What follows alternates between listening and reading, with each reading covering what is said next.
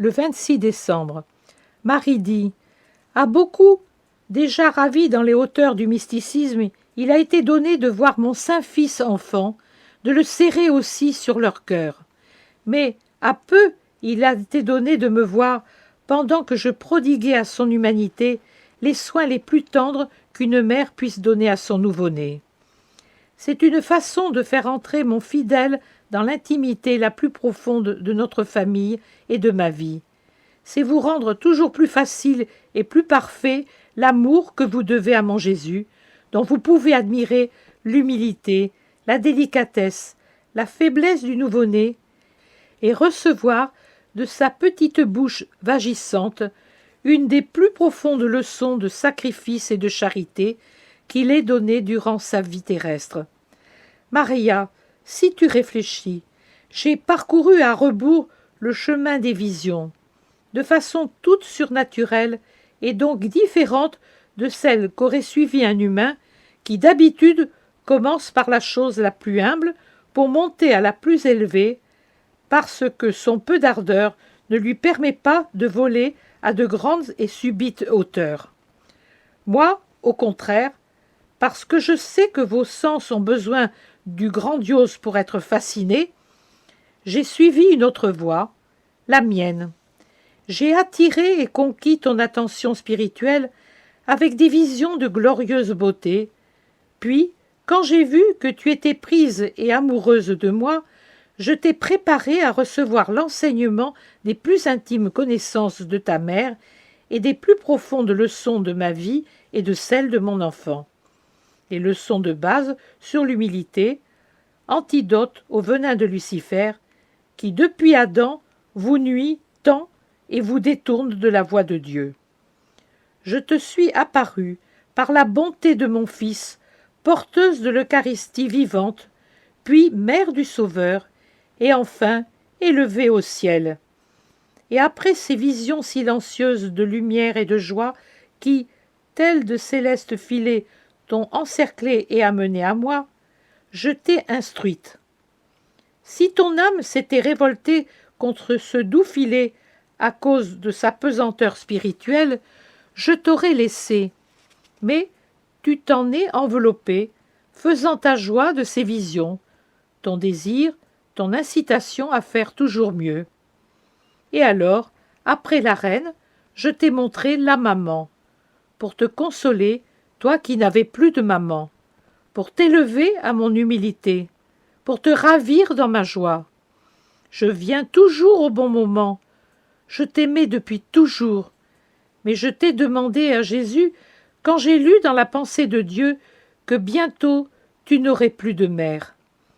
Il a préparé la rencontre et l'union, qu'il en soit béni, et je suis venue. N'ai-je pas, sur le calvaire, assumé spirituellement et collectivement ma mission de mère?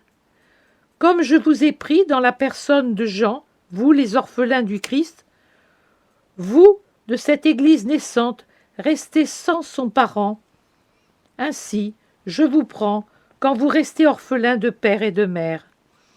Dans l'union avec l'amour et au contact avec le cœur du Fils, qui se nourrissait de mon cœur a acquis l'infini du cœur de Dieu, et je vous aime tous, ô orphelins de la terre.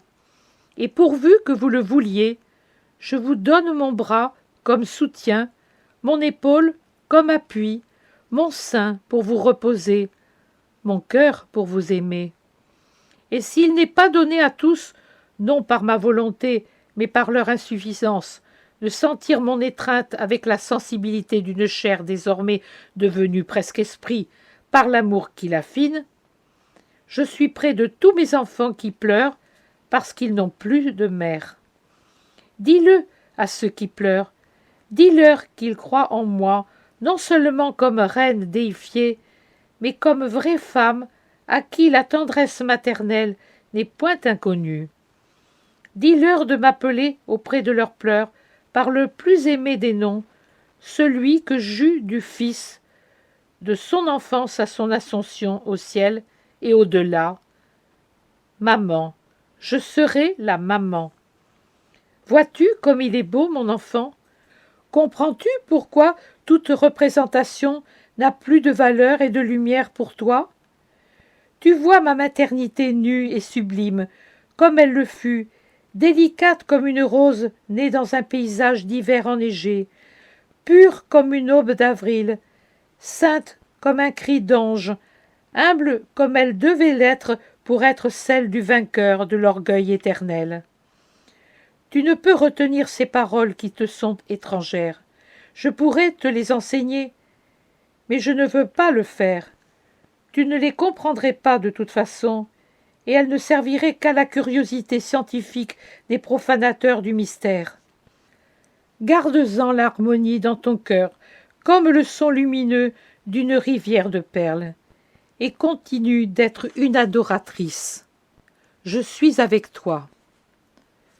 Tout de suite après, Jésus dit, « Souviens-toi que tu ne seras pas grande en vertu des contemplations et des révélations, mais par ton sacrifice.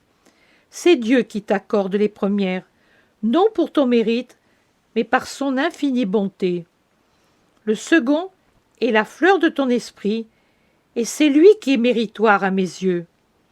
Augmente-le, sans considérations humaines, jusqu'à la limite de tes forces physiques et spirituelles. Plus tu t'élèveras, et plus je t'emporterai haut.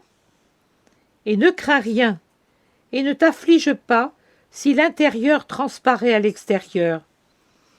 Même de voir quelqu'un ravi en Dieu est une source de sanctification pour les autres. N'y mets rien de toi, ne contamine pas cette source de vie mystique par des éléments humains, et laisse-moi faire en cela aussi. Je ne te dis rien de plus, délecte-toi de ma mère.